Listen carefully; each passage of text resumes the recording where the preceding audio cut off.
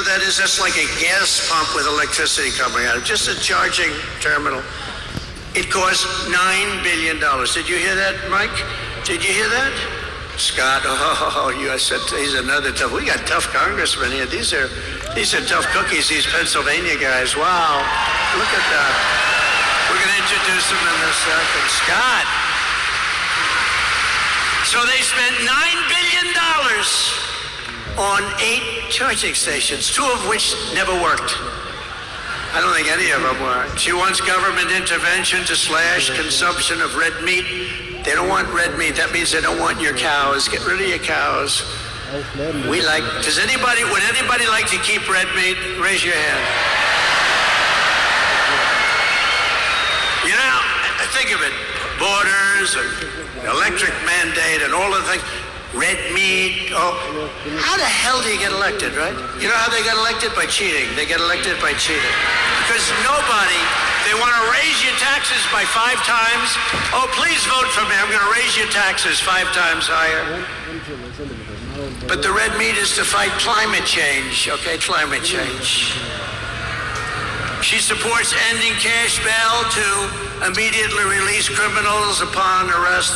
If they kill somebody, no bail, don't worry about it, no cash. You just killed 3 people, no. Let's let them out in Harrisburg. It's a wonderful place.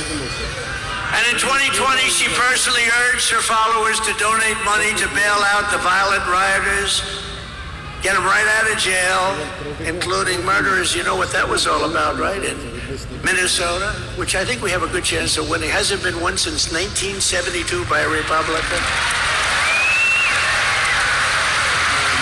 And we're leading. Tom Emmer's going to bring that one home, they tell me. He's going to bring it home. This November, the American people are going to reject Kamala Harris's dangerous liberal extremism in a massive landslide. We're going to, too big to rig, right? Too big to rig. Too big to rig. We're not going to let her turn the United States into a communist San Francisco colony. We're not going to let it happen. That's what they want to do. They want to destroy our country. She's the worst. She was a bad DA long before you had your DA, long before you had some of these DAs that you have, as you know, in Philadelphia and Pennsylvania, but in Los Angeles, all over the place. You have bad DAs. You have radical left, horrible DAs that are funded by Soros and others, and they're weak. They're just weak on crime. They don't mind if somebody murders somebody. They don't want them to go to jail. You can kill somebody now. Our country is sick. The mindset of our country is sick. And we're not going to let her do to Pennsylvania what she did to California. She destroyed San Francisco, one of the best cities in the world, and it's in tatters.